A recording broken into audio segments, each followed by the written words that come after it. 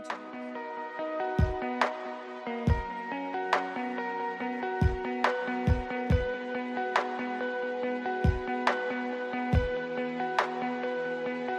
Hey everyone, welcome back to yet another episode of the Female Empowered Podcast. I'm your host, Krista Gurka, and today's episode is all about making a case for the membership model in your fitness biz. And we are going to talk about a variety of different types of fitness and wellness businesses. We're going to talk about physical therapy practices, massage therapy. We see this quite successfully done with places like Hand and Stone or Massage Envy. We're also going to talk about it in terms of the boutique wellness, Pilates studios, yoga, and really it can be for bar studios, personal training gyms, HIIT studios, all of that kind of stuff. Anything where you're providing a service. We're even seeing salons do this now, where they're having some sort of membership models. Places like Sport Clips and Supercuts, they've been doing it for a while. So I'm going to present the pros and cons on both sides. So at the end of this episode, you'll really have a clear framework to determine if a membership model could revolutionize your business or if it's not right for you and your business. I'm going to give you all the things you should consider when deciding if a membership model is right for you and how to implement that if you're going to go down that route. So now we implemented a membership model how many years ago? Can't remember. Definitely before COVID. And I was hesitant to do it for a long time. Why specifically? Because in my head, I was like, well, if we only have 6 reformers and we do a membership, what if people can't get into the membership? What if they can't get into the classes they like? What if they get upset? What if they do this? And so this also is a perfect example of how we sometimes as business owners are focused on the wrong question. So the question that I was asking was, what if they can't get into classes? I had no evidence they couldn't get into classes. I had no evidence that people wouldn't pay that price. I was superimposing my own beliefs and my own insecurities onto the question and asking the wrong question. So the right question would be, how can we create a system that allows people to still be in all of the classes they want and incentivize people to go into a recurring revenue model, which is ideal for really any business out there? Because if you have any interest in selling your business, one of the biggest assets you have is recurring revenue. When people are buying into your business or going to buy it, the best thing they can look at is, oh, they have, $25,000 of recurring revenue every single month, $50,000, $100,000, whatever that number is. So buyers, especially strategic buyers, are really looking for a really good recurring revenue model. You can usually increase your multiple like 2 to 3 times when you have a solid recurring revenue model. All right, so let's talk first about physical therapy practices, because I think it's very unique for physical therapy practices to use a membership model. And the reason I think it's unique is because it hasn't been done that way for a long time. It's not the traditional way of doing it, of doing business. And so oftentimes we have people just not want to do it because it's never been done that way. And people that are winning in business are people that are thinking outside the box. So just as an example, one of the physical therapy practices that was in our high ticket mastermind was they were starting to be at capacity in their ability to have acute physical therapy sessions. So like one-on-one sessions with their PTs. And they had they were basically always having to get new people in the door because once they were in, they were discharging. And that work was costing them a lot. And so we recommended that they do I would call like a back end membership. So after they were done with their therapy, they would have this back end membership for people to continue to come and do like group sessions and have access to their bikes and their treadmills and things of that nature. And so one of the things we did for them was we encouraged them to do a 3 month, so people could do a 3 month membership after they were done with their therapy for, I think it was like $49 a month. And they could just come to open gym time and they could do their exercises, and they would be able to like ask their PTs questions and things like that. And they were able to increase their revenue 32% within 6 months of doing it. And what happened was they were also able to decrease the amount of new lead generation and ad spend that they had to do on always getting new leads in the door, because they basically capped or like improved the output of people leaving and retention. So they plugged the bottom of the funnel basically. So they had a higher retention rate. And then oftentimes what we were seeing is by those people staying in the pipeline and coming back into the clinic and having conversations with the front desk or with their therapist and stuff, they were usually booking more sessions with a PT like once every 3 months or something for check-ins and tune-ups and things of that nature. So they can work in physical therapy practices when you implement them and structure them the best way for your clients. Okay. So one of the things that I was talking about is lead acquisition. And so lead acquisition basically means how do you get new customers, new paying customers, new clients, new patients, whatever you want to call them.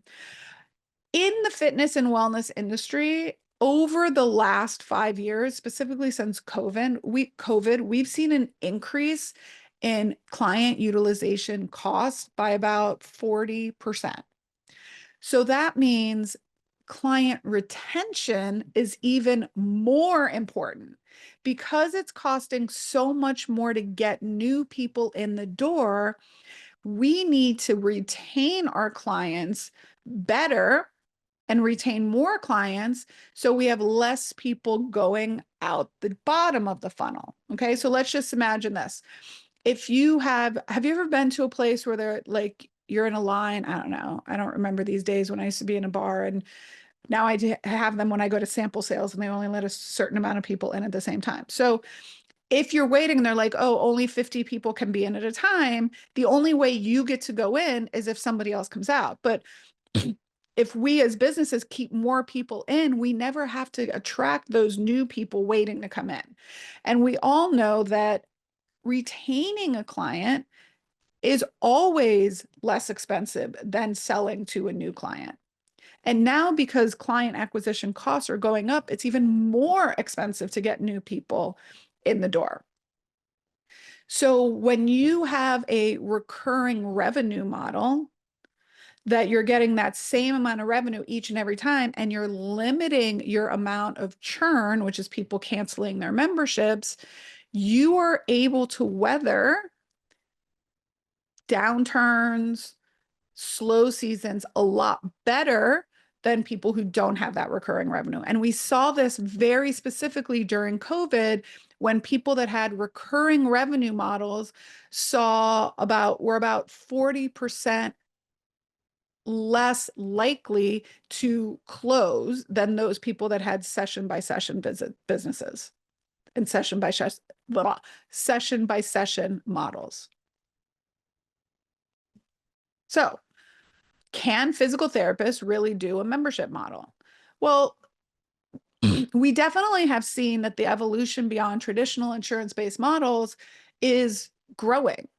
And recently, with all different cuts in reimbursement in insurances, Blue Cross Blue Shield, for example, in certain locations just cut their reimbursement by 40%. Medicare cut their reimbursement. And if Medicare is cutting their reimbursement, then all other insurances are going to follow suit. So everything is getting lower and lower and lower. And so what has to happen to these businesses? They're getting squeezed. And so they have to make changes, which usually result in having aides or assistants do the treatments. So that's the quality of the deliverable is suffering, or they're hiring less qualified PT. So once again, it's quality is suffering, or they're packing more people onto a schedule. So in other words, one PT is seeing 4 or 5 people at a time. So hence quality is suffering. Okay. And the consumer wants better. They want better, right? So some ways that you can think of a membership model for a physical therapy practice is the kind of what we like to talk about in our programs is like the graduated care model. So basically people have graduated, and for those of you that are just listening, I'm doing air quotes. So they graduated from physical therapy, and now they're transitioning, even if they're insurance-based or private pay, they're transitioning from insurance-based or private pay to a membership-based maintenance program. Okay, so maybe for, again, $49 a month, $79 a month, $99 a month, you have a membership and they get a certain amount of assets for that. They can come in, especially if you're a gym that has bikes and treadmills and things of that nature. Maybe they can come in and use that equipment. Maybe they can come in and use some of your recovery services like the Normatec compression boots or red light therapy. Maybe if they're a member and they need to have a tune-up, they get like 20% off of that tune-up working with a PT. Maybe they get access to a video library full of exercises that they can perform at home. So the graduated care model is great, as is also like the prehab membership model, right? Where maybe you're doing injury prevention memberships, or maybe you're doing a prep for surgery membership model. So there's lots of ways that as PTs, we can include membership models.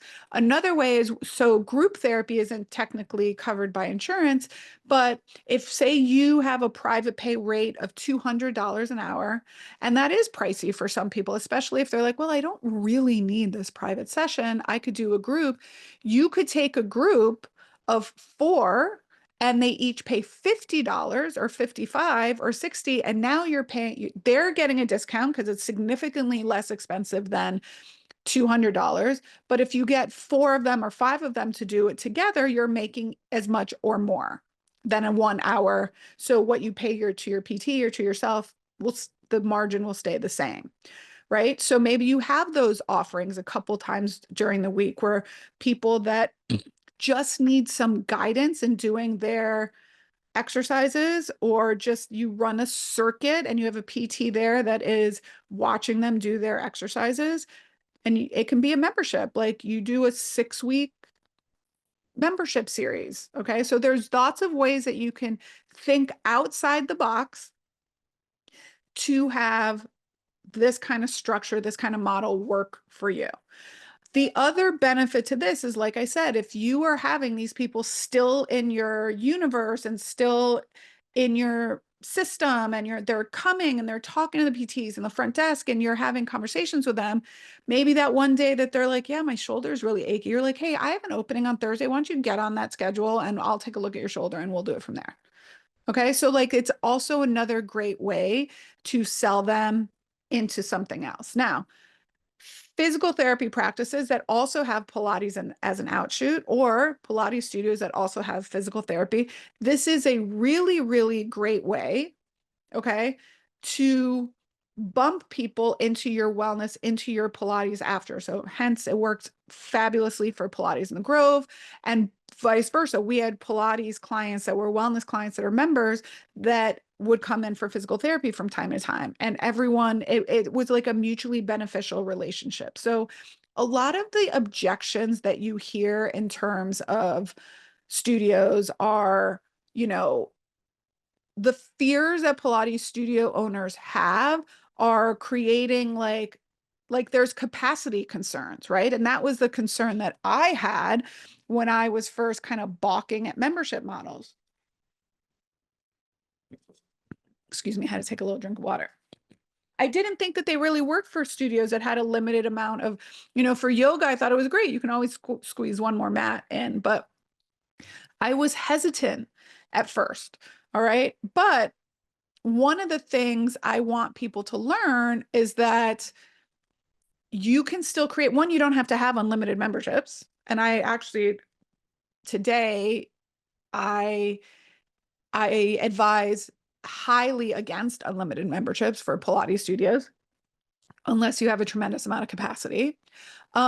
So if you do it the right way, which we're going to talk about later, it's a great way to build recurring revenue for your business and have a little bit better handle on your cash flow, right?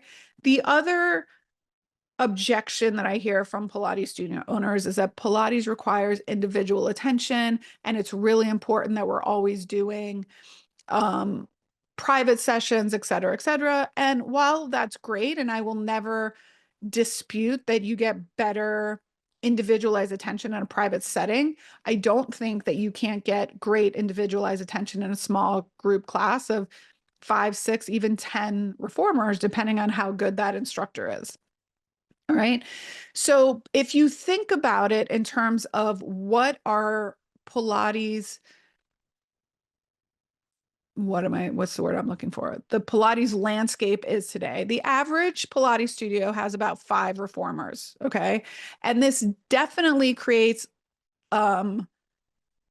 capacity concerns for unlimited membership models, right?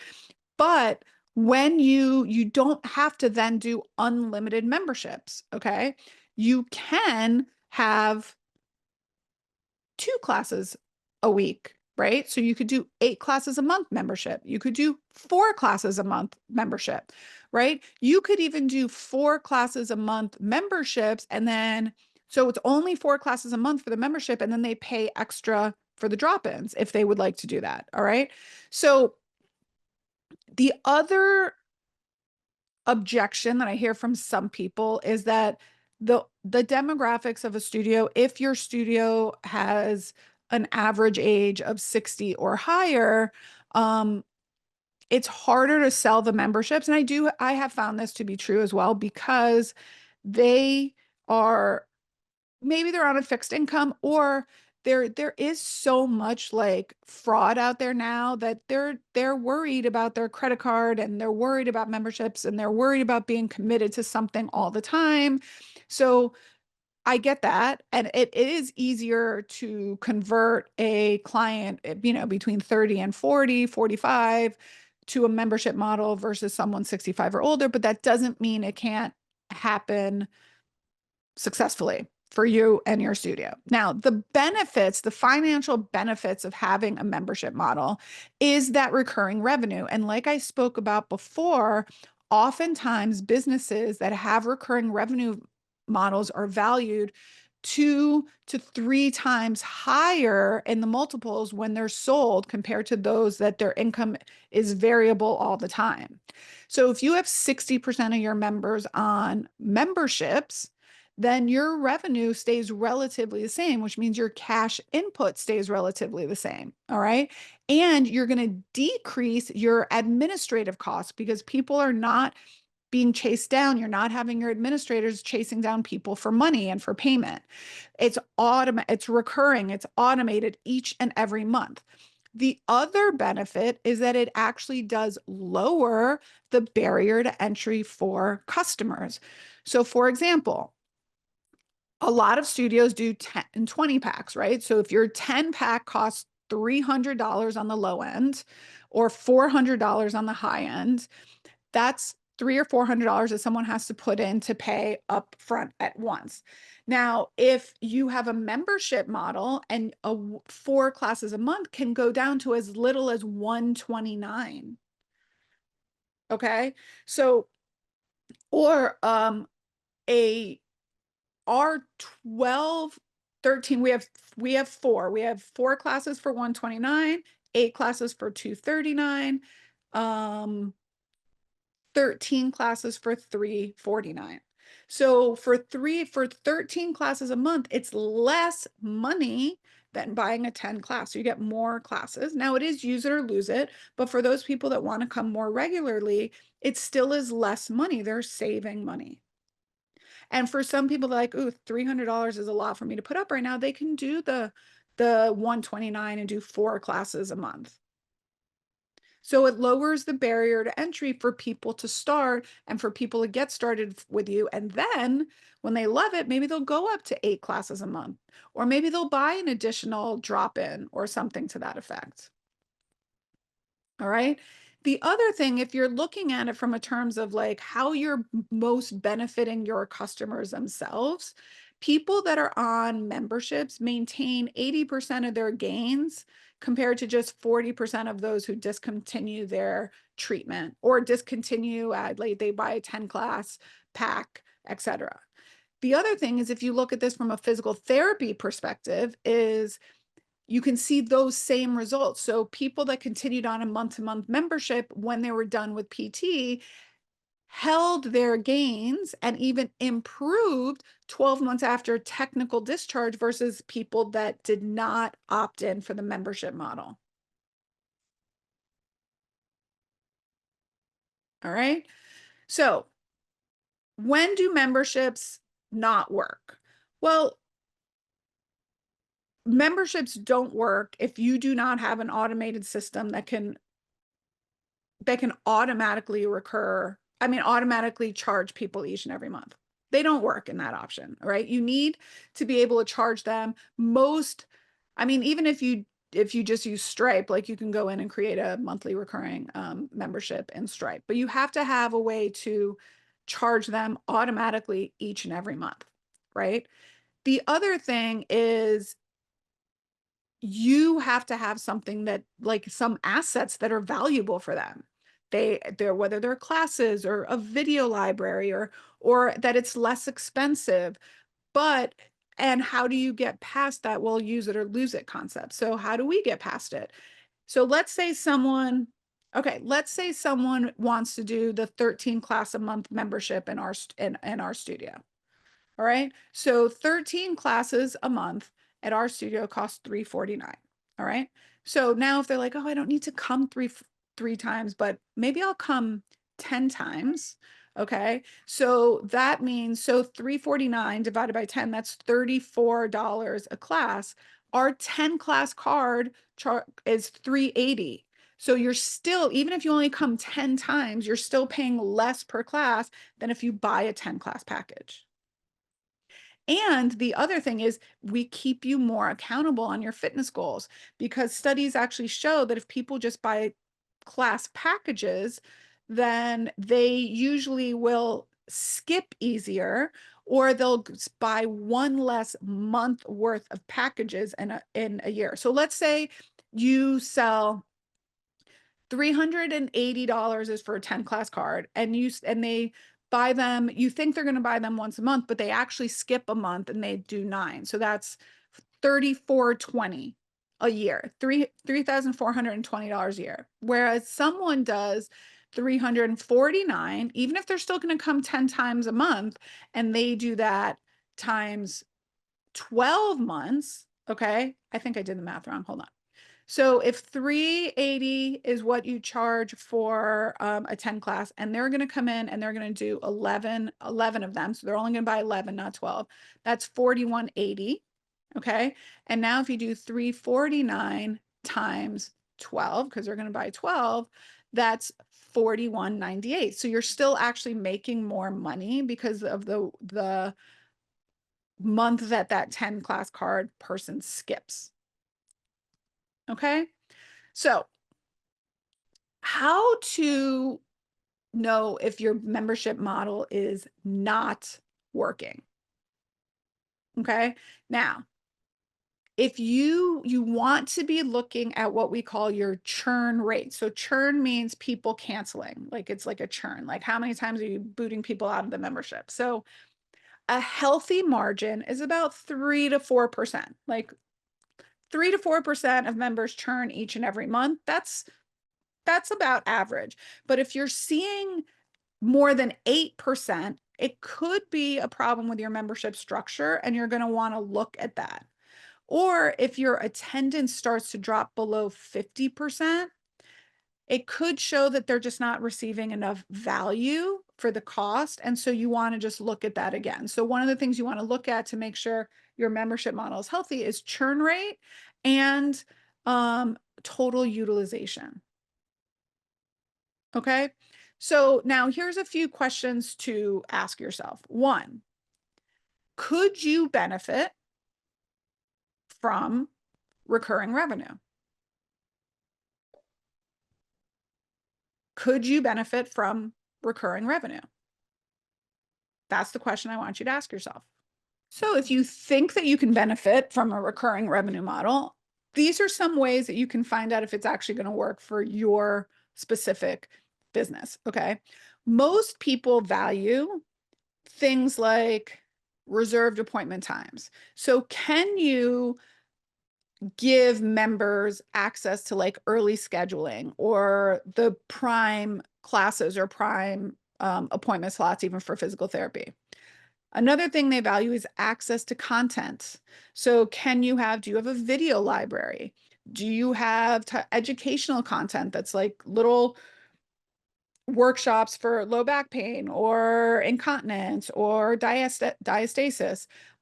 Can you offer quarterly check-ins? So if for physical therapies, like they're members and then maybe once a quarter they get a check-in.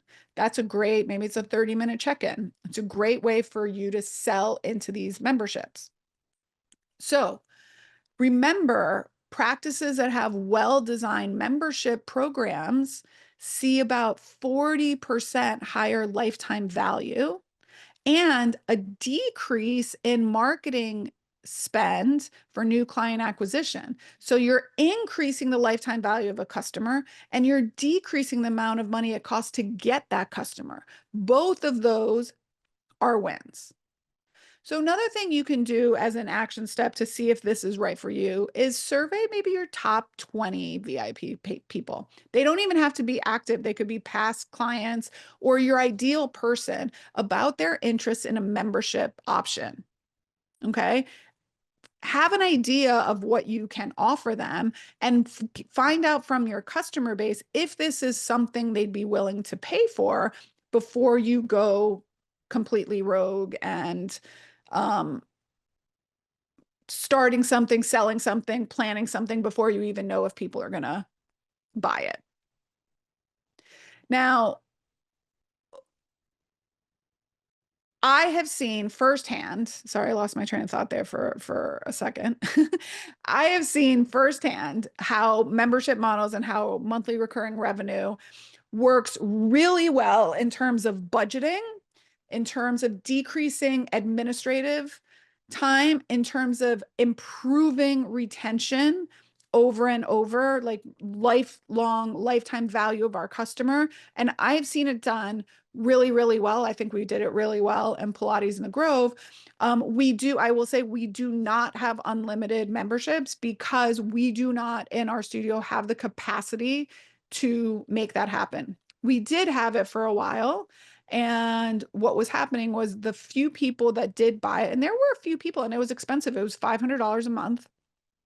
But those people that were buying the unlimited membership were coming 7 days a week. So they were coming 31 times. So 500 divided by 31, it's $16 a class, which is, we really need our average cost per class to be at $29, $30, or $31. And if you have a truly unlimited membership where people can take more than one class a day, you could get some people that are coming, 40 times a month. Now your revenue per class drops to like $12, which no bueno. So I'd love for you to consider this type of model for your business. I am going to do another episode on the benefits of class packages and how you can have both of these at your disposal. So you can have class packages for certain type of client, and then you could have memberships for another type of client, and they can work cohesively and they can be mutually beneficial for your client base. All right. So I hope you found this interesting. I do think memberships are a great revenue model for a lot of different businesses. And if you have any interest in chatting about what could be, which type of membership model would be great for you, I invite you to, join our FitBiz monthly community. I have a monthly membership community where we meet twice a month, and you also get discounts on one-on-one sessions with me. But during those twice a month calls, I answer all sorts of questions. We can brainstorm an entire membership model that you're interested in launching. We could schedule a one-on-one call in order to be able to do that. You can ask other members in the group what's worked for them and what hasn't worked for them. So if you're interested in getting that kind of support with a bunch of women that are doing the exact same thing that you are, I invite you to join our monthly membership. It's no commitment. Join anytime, cancel anytime, and there's a ton of valuable resources in our learning library for you to learn from. So you can visit www.kristagurka.com/FitBizFoundations and learn more. And until next time, my friends, bye for now.